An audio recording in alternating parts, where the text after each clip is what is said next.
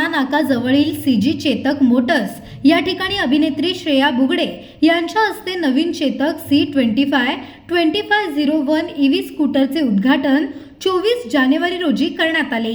यावेळी आमदार पत्नी मोहिनी विक्रांत पाटील, नगरसेविका स्नेहल ढमाले पाटील, मालक दिनेश खंडागळे, कंपनीचे सुभाषिस दास यांच्यासह विविध क्षेत्रातील मान्यवर उपस्थित होते। चेतक C2501 EV ही स्कूटर नव्याने लॉन्च झाली असून यात वेगवेगळे फीचर्स देण्यात आले आहेत।